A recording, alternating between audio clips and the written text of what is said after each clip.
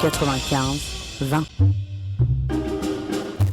Mes chers amis, j'espère que vous allez bien, que vous avez passé une bonne semaine, et que vous êtes bien vaccinés. On va parler à ce sujet ce soir ensemble. Il faut être vacciné.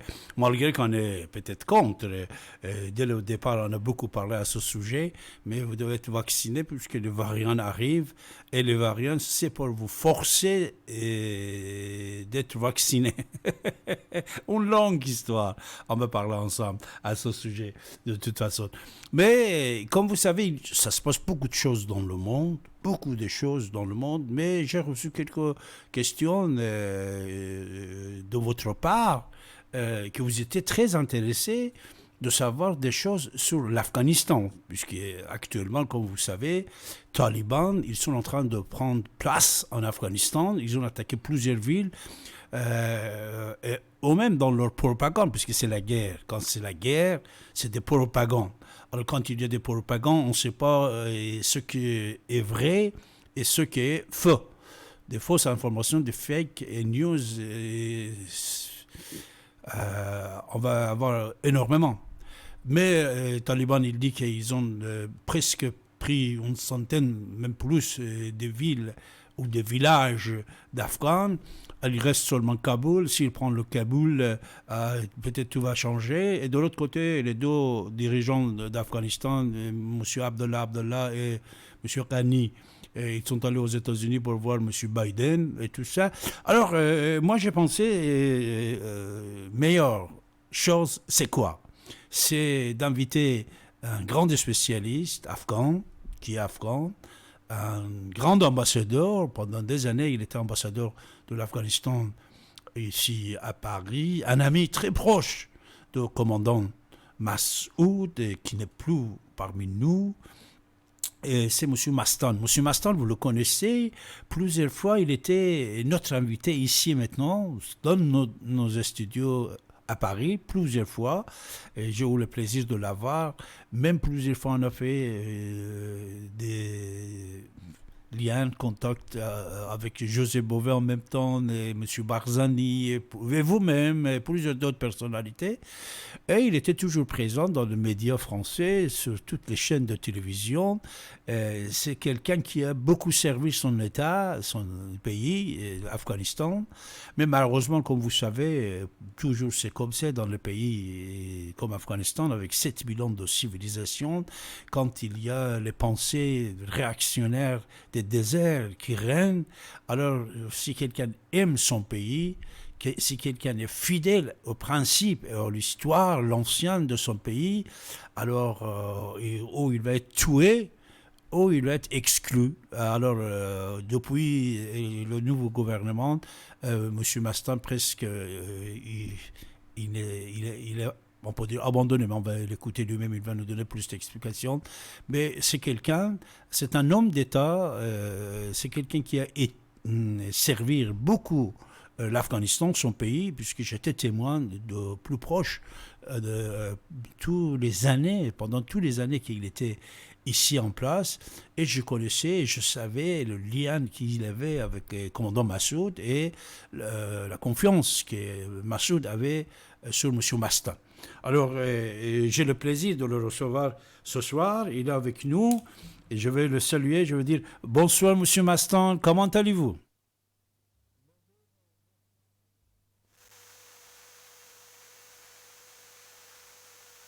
avec vous. Je crois qu'on avait un petit problème et voilà, ça c'est déjà réglé. Je veux saluer M. Mastan. Bonsoir M. Mastan, comment allez-vous? Très ravi de vous avoir. Bien. Vous m'entendez M. Mastan? Allô? Est-ce que vous m'entendez bien? Oui, maintenant ça va. Ça commence, j'ai commencé à vous entendre. Ah, très bien, donc je suis très content de vous entendre, ravi d'être avec vous, merci pour m'avoir appelé. Moi aussi, je suis très honoré, Monsieur Mastin, de vous avoir ce soir en ligne avec nous. Alors, déjà, si vous permettez, avant d'entrer dans notre débat de talibans qui ont déclenché la guerre contre l'Afghanistan, ils sont en train de conquérir des territoires dans votre pays. J'aimerais bien que vous donniez, parce que ça fait déjà longtemps la création de talibans, vous nous donnez un petit schéma de la création de talibans. C'est qui exactement talibans? Et deuxièmement, est-ce que les talibans d'aujourd'hui sont talibans des années 90 ou non? Deux choses. Donc, premièrement, quand on dit taliban ou taliban, ça veut dire des gens dans la tradition de l'Afghanistan et du Pakistan. Ce sont des émissaires, des missionnaires, comme on dit, des étudiants en religion. Donc, ce sont des gens qui se consacrent à l'islam. Dès leur jeune âge, ils vont dans des madrasas, de ce qu'on appelle les madrasas, les écoles coraniques. Et leur but à l'origine, c'est d'apprendre la lecture du Coran, la tradition, la sunna, l'histoire, toutes les matières qui concernent la religion islamique. Ça, c'est à l'origine. Ce qui se passe, c'est qu'en 1994, dans le sud du pays, surtout dans la région de Kandahar, il y avait beaucoup d'insécurité, il y avait des querelles entre commandants, il n'y avait pas d'ordre établi. Le gouvernement de Kaboul de l'époque, dirigé par les Moudjahidines, était très occupé à Kaboul, à sécuriser Kaboul. Est-ce que vous m'entendez toujours? Bien sûr, Monsieur Maston, ne vous inquiétez pas. Ouais. OK. Donc, dans la région de Kandahar, il y a eu beaucoup de désordre à ce moment-là. Donc, dès le début, il y a eu quelques madrasas ou des mosquées où les imams de la mosquée se sont dit on va essayer de faire quelque chose parce que c'est le désordre total dans cette région. Donc un certain nombre un petit groupe de gens de madrasa, d'une école coranique, ont constitué un groupe et ils ont commencé à sécuriser l'entourage des environs de leur madrasa. Et c'est parti de là. Et après, ça a pris beaucoup d'importance parce que la population de Kandahar les a accueillis comme sauveteurs à ce moment-là. Mais au bout de quelques semaines, ils ont pris beaucoup d'importance et ils ont eu beaucoup de soutien extérieur, surtout des militaires pakistanais, des services de renseignement pakistanais, et qu'ils ont reçu de l'aide massive et ils ont réussi à prendre le contrôle de toute la région de Kandahar et les environs. L'année suivante, donc, ils se sont dirigés vers la ville de Herat et ils ont réussi à prendre la ville de Herat. Et à partir de 1995, ils se sont dirigés vers Kaboul. Ils ont pris la ville de Ghazni et ils se sont venus vers Kaboul. À l'époque, nous étions, les Moudjahidines, le reste du gouvernement de coalition d'autres forces de Moudjahidines, on était établis à Kaboul.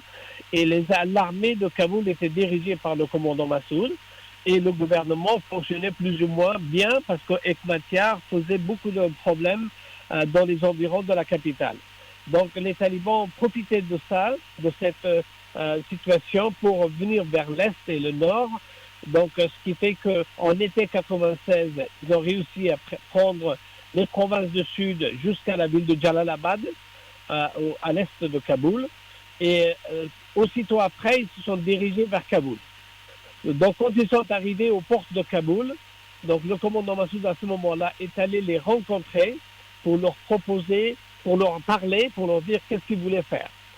Donc, le commandant Massoud, sans aucun préavis, est allé traverser la ligne de front et a rencontré un certain nombre de commandants talibans pour leur dire allons-y, qu'est-ce que vous voulez, qu'est-ce que vous souhaitez, qu'est-ce qu'on peut faire ensemble, c'est quoi votre projet? Et à ce moment-là, apparemment, les commandants talibans sur place, ils n'avaient presque rien à dire. Donc, cette discussion, ça a pris 2, 3, 4 heures. Et Massoud leur a dit, nous sommes prêts à négocier, nous sommes prêts à discuter avec vous pour trouver une solution. Donc, ça, c'est l'origine jusqu'à l'arrivée jusqu'à Kaboul. Mais donc, par la suite, les talibans n'ont pas répondu à cette demande, à ce qui a été plus ou moins accepté, parce que normalement, ils étaient promis d'envoyer un groupe d'émissaires et qu'on trouve une solution négociée pour instaurer la paix, la sécurité et négocier la suite des événements. Mais les talibans ont fait la sourde oreille et quelques mois après, ils ont commencé à avancer vers la capitale. Donc à partir de là, donc, le commandant Massoud avait deux choix, soit constituer une ligne défensive pour défendre la capitale de Kaboul, ou alors éviter un autre bain de sang dans la capitale et laisser la capitale et se retirer vers le nord. Donc finalement, il a pris la deuxième solution parce que la ville de Kaboul avait trop souffert dans des batailles. La ville était trop détruite, la population avait vraiment souffert. Donc les forces de la résistance de l'ancien Moudjahidine se sont retirées vers le nord et les talibans ont pris le contrôle de la capitale. Et à partir de là, donc les talibans ont devenu la première force à contrôler une très grande partie du territoire de Herat jusqu'à la ville de Jalalabad et jusqu'à Kaboul. Et que nous, on est parti vers le nord, le nord-est plutôt, en espérant trouver une solution négociée. Mais là, les talibans, à nouveau, ils ont pris la tête de vainqueur en disant qu'on ne va pas négocier, rien du tout, on continue à prendre le contrôle total du pays. Et on négocie avec personne.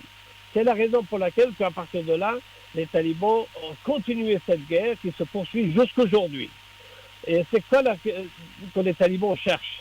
Les talibans cherchent à instaurer un gouvernement basé sur la charia islamique, mais une charia complètement à leur point de vue. Donc une charia taliban, donc pas une charia ancienne que nous connaissons dans l'histoire de l'islam, mais une charia taliban majoritairement dirigée par les Pashtuns du sud et totalement alliée avec le service secret et les militaires pakistanais. Voilà la force taliban. Donc, à partir de 1996, nous sommes restés dans le nord et les talibans ont poursuivi leur combat. En 1998, ils ont pris la ville de Mazar-e-Sharif dans le nord et ils ont fait des massacres. Dans le Hazarajat, ils ont fait des massacres. Sur la plaine de Chamali, au nord de Kaboul, ils ont massacré des gens, ils ont détruit les villages entiers, ils ont déraciné des arbres, ils ont fait toutes les atrocités possibles dans cette région-là. Et donc nous, on est resté quand même dans le nord-est, à continuer la résistance jusqu'à 9 septembre 2001, date à laquelle les deux kamikazes de Al-Qaïda, les alliés de talibans, c'est-à-dire deux jeunes arabes originaires de Tunisie et de Maroc, avec une caméra qui se sont passés pour des caméramans journalistes, en demandant une interview du commandant Massoud. Et pendant cette interview, ils ont fait exploser leur caméra et le commandant a perdu la vie à ce moment-là et que la résistance a été sévèrement affectée avec la disparition du commandant Massoud, qui était le moteur et la tête dirigeante de cette grande force de résistance contre les talibans. Donc, 2 jours après, il y a eu des événements de New York, comme vous le savez. Donc, Al-Qaïda a fait des attentats de New York et qu'à ce moment-là, les talibans n'avaient aucune opposition face à eux. Ils espéraient conquérir tout le pays. Mais à ce moment-là, les Américains, avec les pays occidentaux, ils ont pris la décision pour se venger et punir les alliés d'Al-Qaïda, donc surtout les talibans. Donc en octobre 2001, les Américains ont commencé une opération militaire et ils ont fait tomber le gouvernement taliban de Kaboul, de toutes les provinces de l'Afghanistan, et que nous, les forces de la résistance qui restaient en place sous la direction de Maréchal Fahim, qui était l'assistant, le collaborateur direct du commandant Massoud, avec les forces terrestres, nous sommes rentrés dans la capitale et nous avons pris la capitale Kaboul. Et à ce moment-là, il y a eu une conférence qui s'est passée à Bonn en novembre et décembre 2001.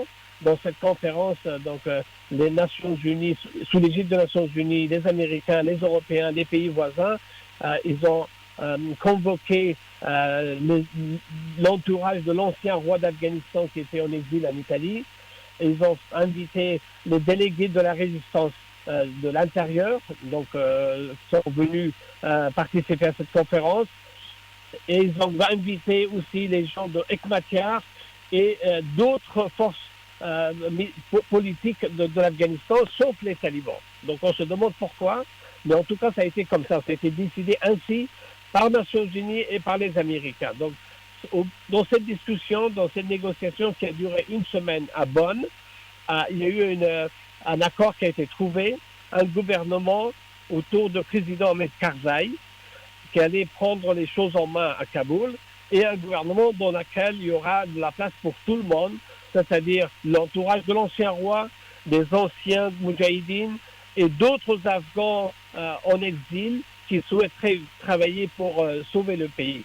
Et que les talibans ont été complètement mis à l'écart et sur le plan militaire étaient complètement démantelés. Donc voilà un petit peu le résumé jusqu'à 2001. Donc depuis 2001, le gouvernement de Kaboul se met en place, plus ou moins bien. D'abord avec Karzai, qui a duré 14 ans, et ensuite par le président Ashraf Ghani actuel, qui est là quand même depuis 7-8 ans, donc 6 ans plutôt.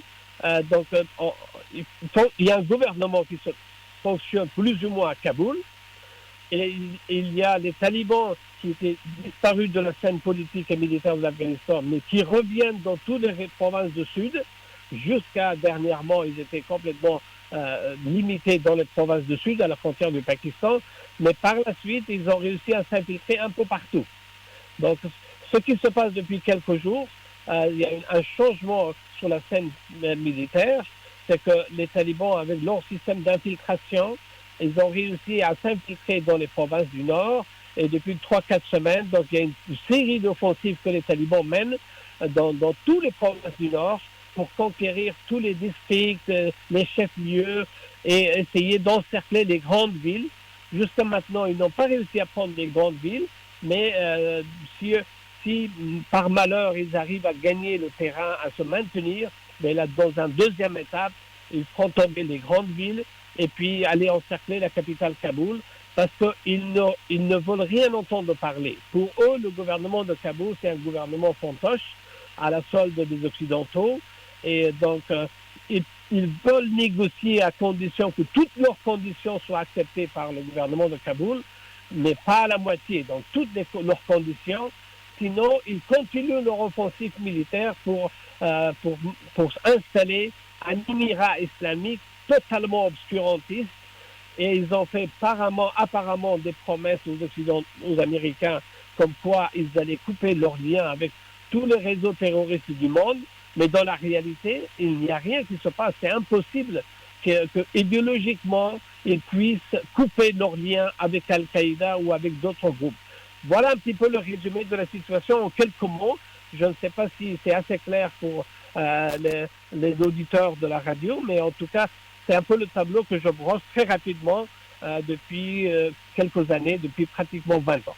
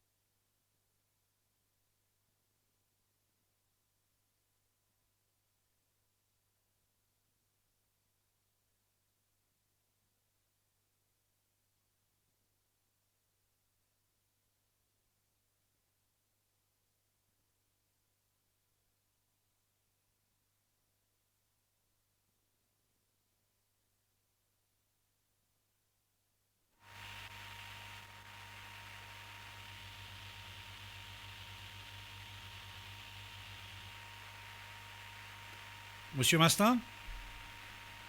Allô? Allô? Monsieur Mastin? Vous êtes là, Monsieur Mastin? Allô? Allô? Allô, allô, allô?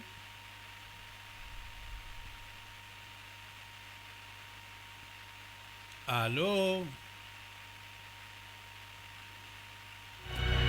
Oui, Monsieur Mastin, vous êtes là?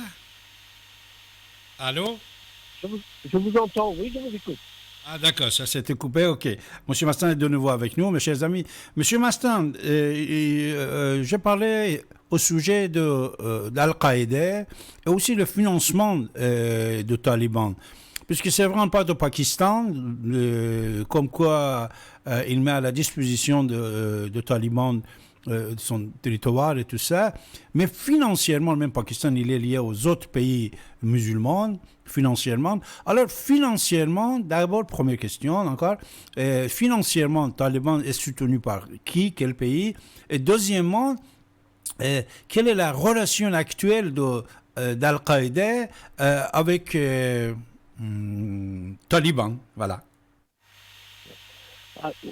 Concernant leur financement. Donc, d'après nous, ce que nous savons, ils continuent à recevoir de l'aide, un certain nombre de réseaux qu'ils ont tissés dans des pays arabes. Comme vous le savez, maintenant, ils ont une représentation à Qatar et certainement dans d'autres pays aussi. Donc, ils reçoivent de l'aide d'un certain nombre de pays arabes. Seulement le Qatar? Seulement le Qatar?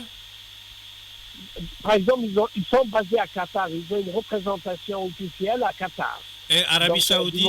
Arabie Saoudite aussi, non? Koweït?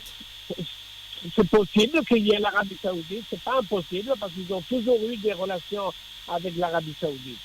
Donc, je dis, quand on dit des pays arabes, ça peut être beaucoup de pays arabes. Donc, difficile de dire que le pays même, ça veut dire que ça peut être des réseaux, des organisations des pays arabes, des réseaux de certains organismes des pays arabes. Donc, ça peut être toutes sortes de sources de financement.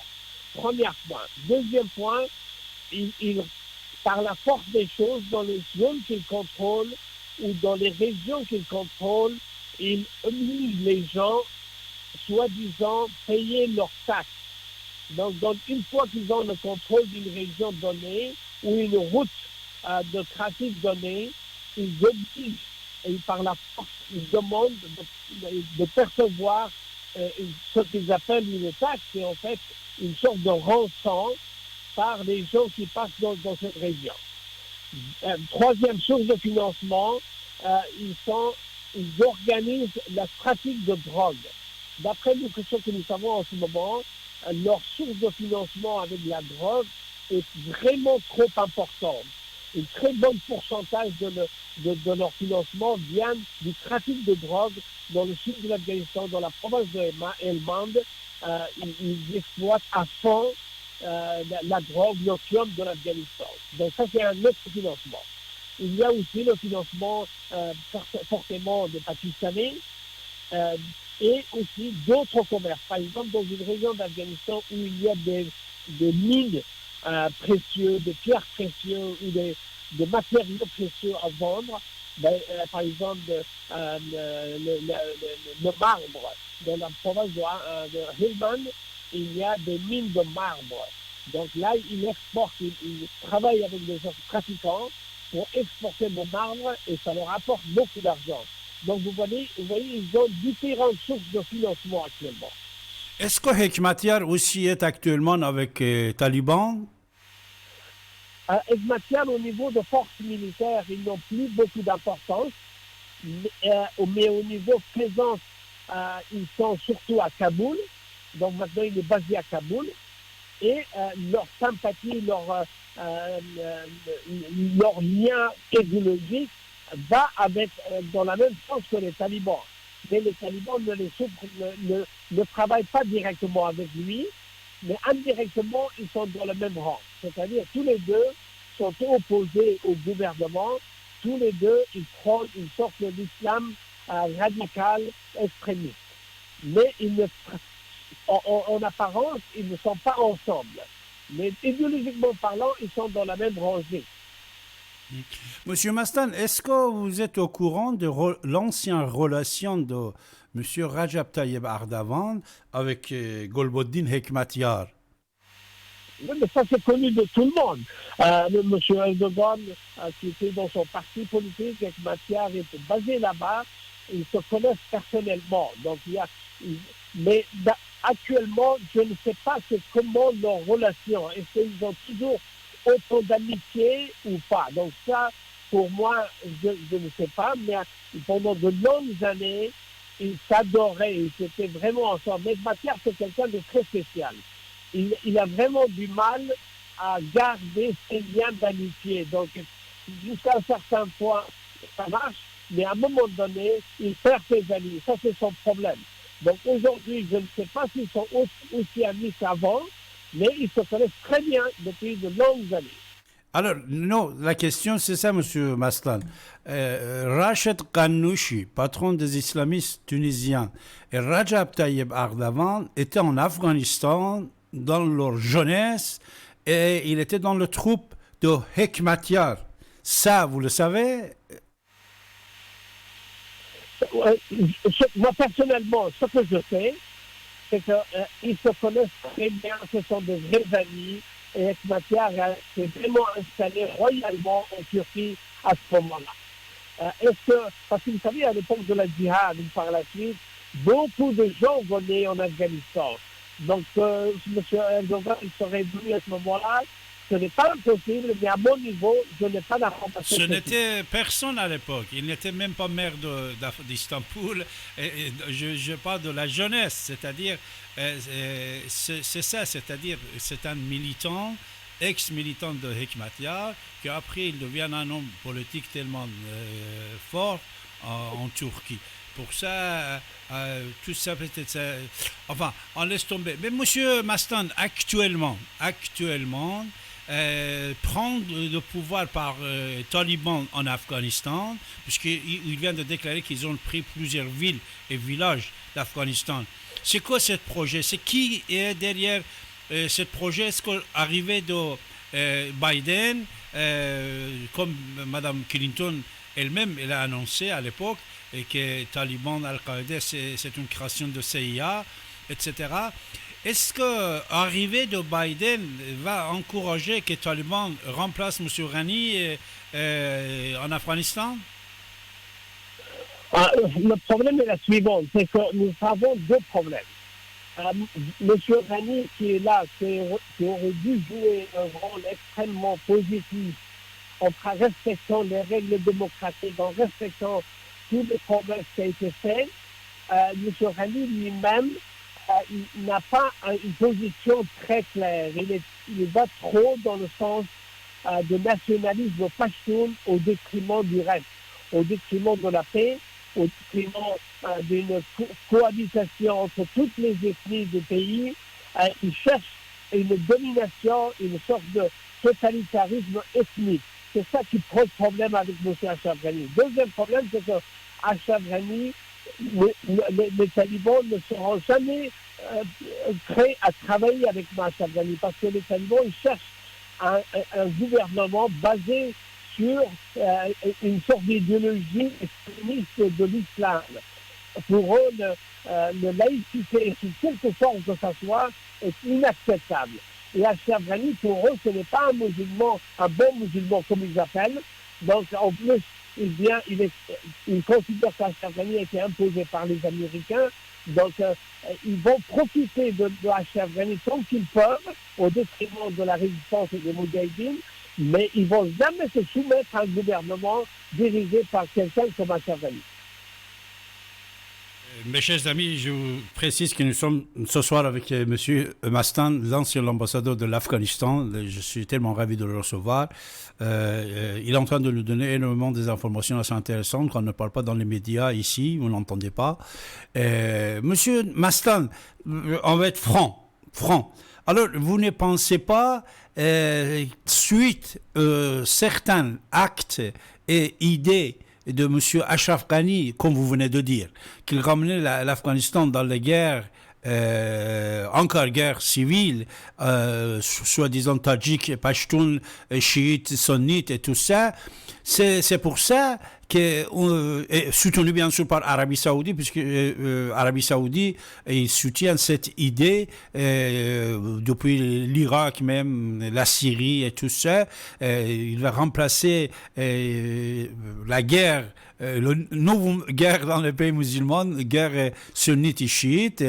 Alors, la raison de donner pouvoir aux talibans, puisque même talibans eux-mêmes, ils ont informé, c'est-à-dire ce n'est pas des fake news, c'est talibans eux-mêmes qu'ils ont informé, et vous avez entendu sans aucun doute, qu'ils vont prendre l'Afghanistan suite à accord qu'ils avaient fait avec l'Iran, la République islamique d'Iran et la Russie.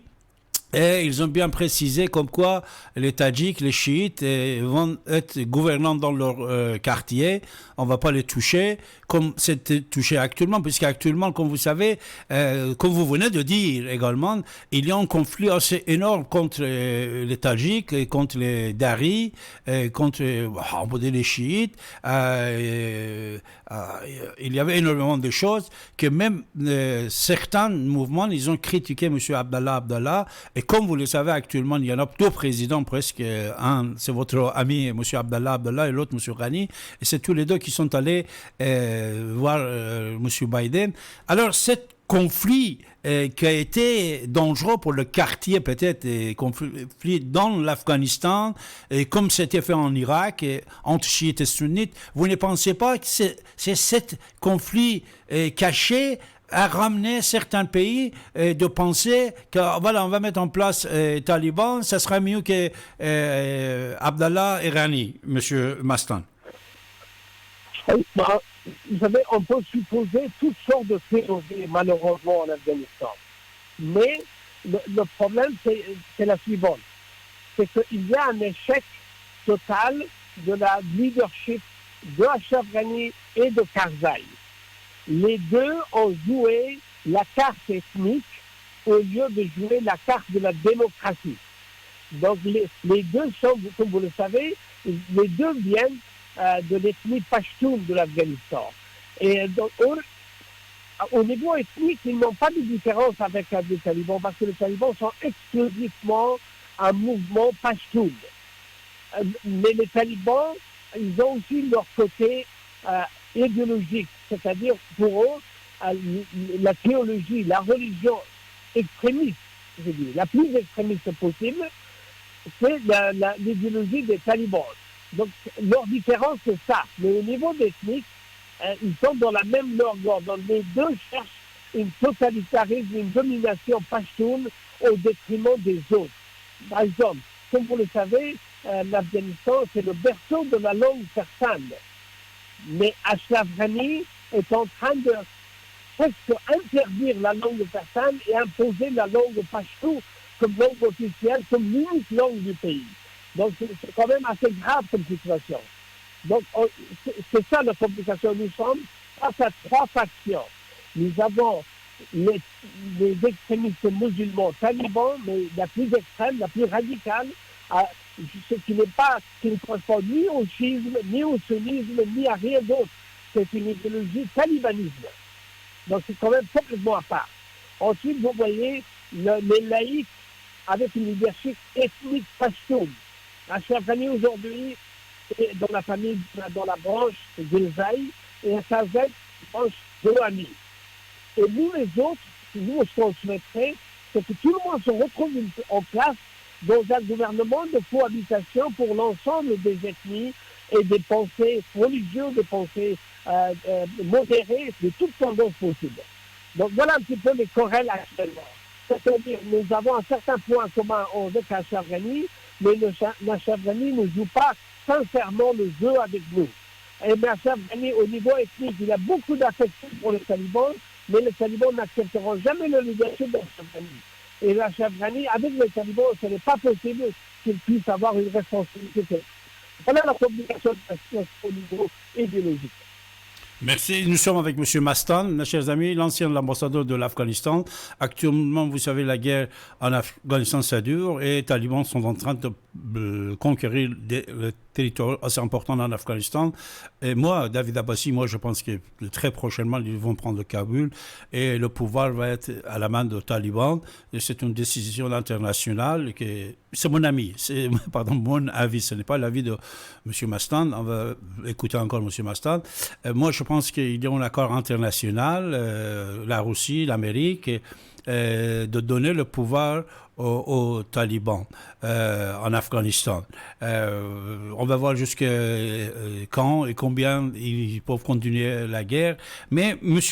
Mastan, la question, c'est ça. Est-ce que vous pensez l'armée nationale Afghanistan, qui est sous l'ordre de M. Ghani, une grande partie aussi, c'est sous l'ordre peut-être de M. Abdallah, c'est des Tadjiks. Est-ce que vous pensez que cette armée, il peut résister en face de talibans d'aujourd'hui? Jusqu'à maintenant, l'armée se bien. Par exemple, vous savez, depuis quelques jours, depuis une semaine, avant que le président Ghani aille à Washington, il a fait des remaniements. Il a changé le ministre de la Défense et il a nommé Bismillah Mohammadi, un ancien proche collaborateur de commandant Massoud, celui qui était sur la ligne de front pendant la résistance sur la plaine de Chambi. C'est lui qui a fait la direction du ministère de la Défense. Donc ça c'est une amélioration au niveau de la volonté de l'armée à combattre les talibans.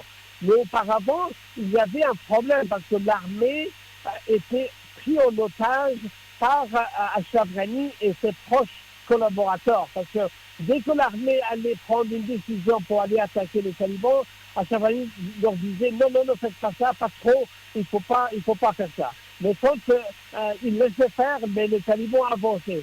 Voilà la raison pour laquelle les talibans aujourd'hui arrivent à s'infiltrer dans le nord.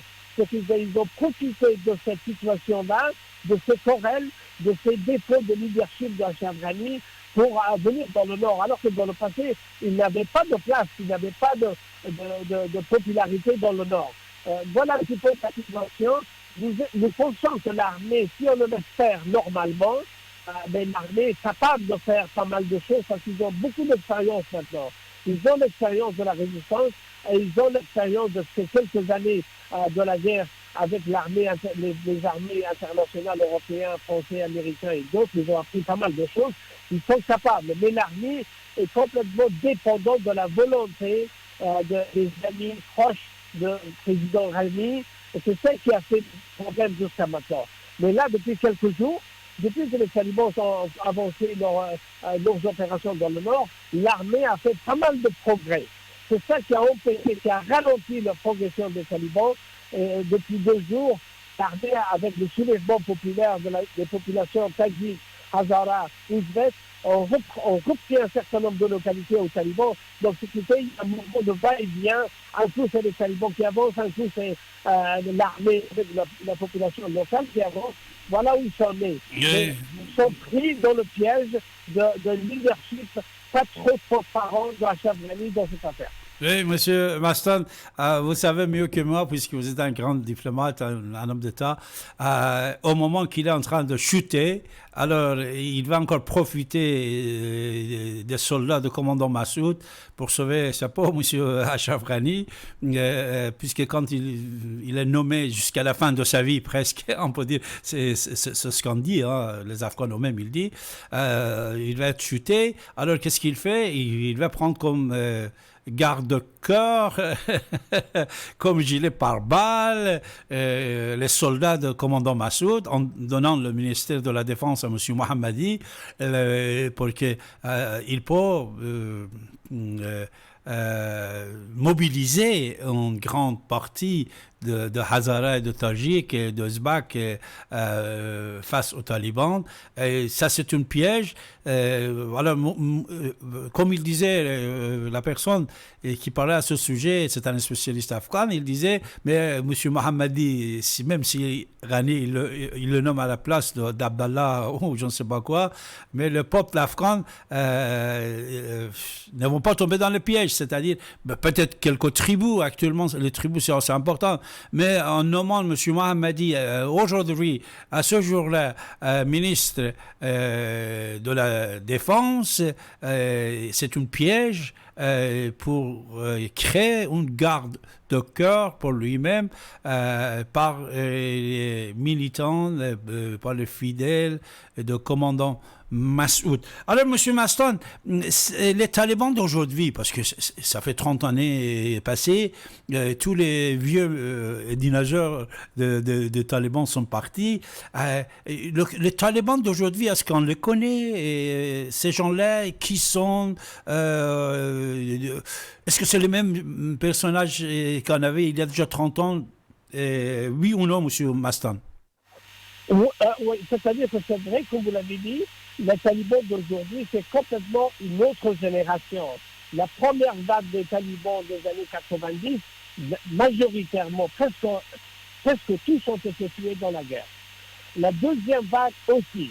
Ce que nous voyons actuellement sur la scène militaire, c'est une nouvelle vague des talibans, des gens qui ont 30-40 ans, ils ont moins d'expérience, mais c'est quand même une nouvelle génération de talibans.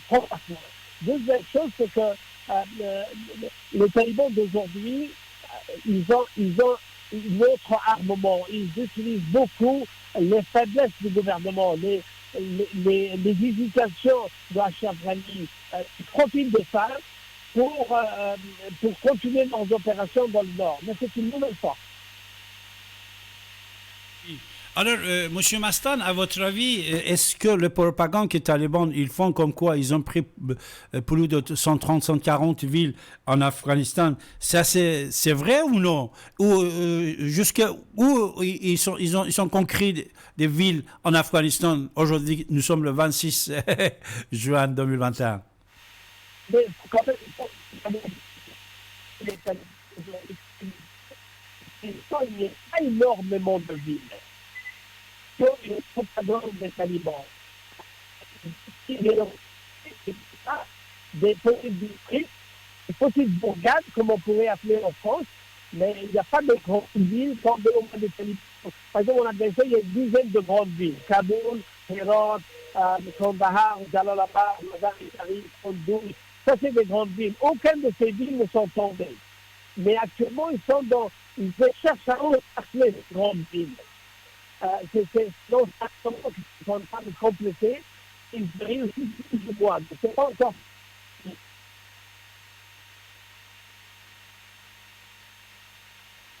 Monsieur Mastan, je crois que vous n'avez plus de batterie. On arrive à la fin. Oui, allô, Monsieur Mastan? Oui, je vous entends. Oui. Comme dernière question, en vous remerciant, est-ce que vous pensez voyage de Rani et Abdallah, ça va apporter quelque chose pour leur gouvernement ou non?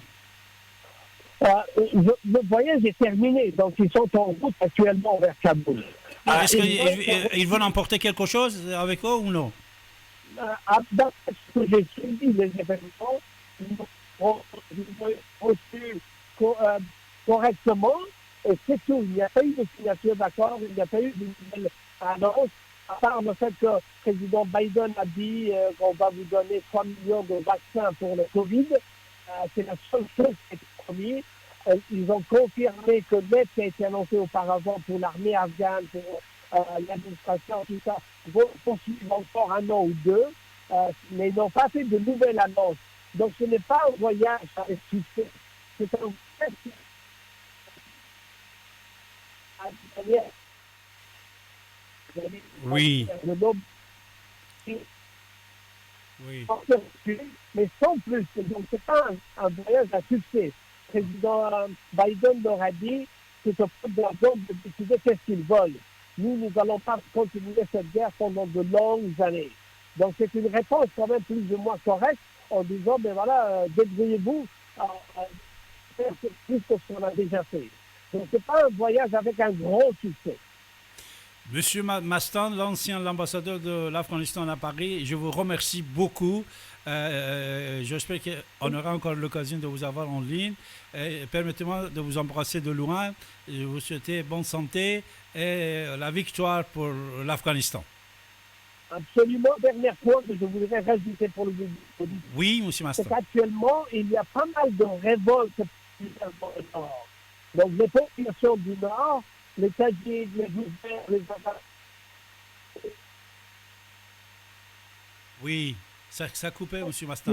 Qui ont fait des Oui. progrès à côté de l'armée. Voilà, ça c'est une nouvelle information.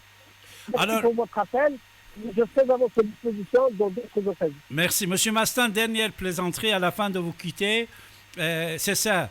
Vous savez, puisque Akhtar Ibrahimi, également l'ambassadeur des États-Unis, dès le départ, c'est un proche de Pashtun et tout ça.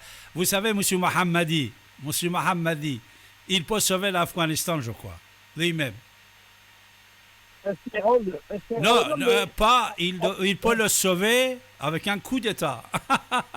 Je vais le prendre sur l'antenne. Voilà. C'est-à-dire, s'il n'est pas con, comme 1400 ans de la présence de l'islam dans votre pays, qui a détruit votre grande civilisation, alors, M. Mohammadi et les autres, s'ils vont sauver l'Afghanistan, seul moyen, c'est de faire un coup d'État, écarter tous ces gens-là de pouvoir, qu'ils soient talibans, Rani, même M. Abdallah, que j'ai beaucoup de respect pour lui, j'ai beaucoup de respect pour M. Abdallah, je le considère un ami, mais un ami qui est faible, parce qu'il ne peut rien faire, puisque tout le monde est contre lui. Alors, Mohammadi, il a pris le pouvoir, l'armée de l'Afghanistan, c'est à la main de lui, c'est lui qui peut devenir sauveur. Et voilà. Moi, je n'ai pas voulu de ne pas dire ça avec ma responsabilité sur l'antenne, Monsieur Mastan, au moment que vous êtes avec moi, pour un témoignage historique qui va rester dans l'histoire. Si Mohammadi il pense à l'Afghanistan, c'est à lui de faire comme les généraux, ils ont fait plusieurs fois en Turquie, comme ils ont fait en Grèce, etc. Il a le pouvoir, il ne doit pas être imbécile de garder le système. Merci. Je vous embrasse, monsieur. C'est moi que j'ai dit ça avec aucun rapport avec les idées de monsieur Mastan. Je respecte monsieur Mastan aussi. Voilà. So, monsieur merci beaucoup. Je vous embrasse. Merci, monsieur Mastan. À bientôt. Merci beaucoup. À bientôt. À bientôt. Au revoir. Voilà, c'était monsieur Mastan sur notre antenne 95.2 FM, radio ici maintenant, un ami de longue date. Pendant des années, il était l'ambassadeur de l'Afghanistan ici à Paris. Il était toujours présent, seul porte-parole qui maîtrisait bien la langue française. Il était présent sur toutes les chaînes, toutes les radios. C'était M. Mehrab Oddine Mastan. Et je le remercie de consacrer presque une heure à nous, à moi, à notre radio. Je le remercie beaucoup. C'est pour l'anniversaire de la radio. C'est un cadeau. Puisque M. Mastan, ça fait longtemps qu'il n'avait pas parlé avec le média. Je le remercie. Je l'embrasse encore de loin. Et j'embrasse le peuple courageux de l'Afghanistan, de n'importe quelle ethnie, qu'il soit Pashtun, Hazare, Tadjik, Kazakh, Ouzbek, et tous ces gens-là, c'est le peuple Ariana, grande Khorasan de l'époque, qui était une partie de mon province à moi aussi, puisque la province de Khorasan qui est actuellement en Iran, Afghanistan, même l'Irak d'aujourd'hui, à l'époque, et même il y a déjà moins de 200 ans, 150 ans, était de province de Khorasan. Afran, c'était M. Mahmoud Afran, un général de l'armée qui va réclamer cet endroit-là, Afghanistan d'aujourd'hui, comme État indépendant, et il va nommer le pays à son nom, c'est-à-dire Afran, et il s'appelait M. Mahmoud Afran. Le général, comme ce monsieur Mohammadi, il est actuellement général puisqu'il gère ministre de la Défense Afghanistan. Lui était un général qui faisait beaucoup de guerres contre les ennemis de Khorasan, de l'Iran de l'époque. Et alors, suite à plusieurs victoires, il va garder cette province d'aujourd'hui, le pays d'aujourd'hui qui est nommé Afghanistan, et il va le nommer à son nom, Afghanistan. C'est en personne, ça veut dire province. Afghan, c'est-à-dire c'est son tribu, c'est son nom, tribu des Afghans. Comme Arabie Saoudi, c'est la famille saoudienne. Quand Ali Saoud, ils ont pris le pouvoir, ils l'ont nommé à leur nom le pays. Comme Ordon, Jordan, Ordon Hachemi, Ordon aussi, Jordan, mais aussi le roi Abdallah il gouverne là-bas. Le pays, c'est au nom de sa famille, au nom de son tribu Hachemi. Voilà, mes chers amis, maintenant, c'est quoi? Vous savez, c'est quoi? C'est votre tour qui va commencer. Ici et maintenant. T'as raison, c'est ici et maintenant.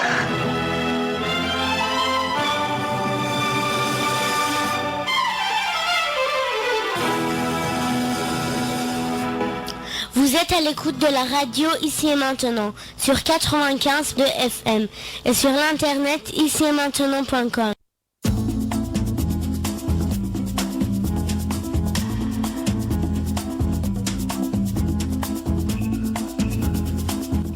Retrouvez l'émission animée par David Abbassi tous les derniers samedis du mois en direct à partir de 23h sur Ici et Maintenant 95.2.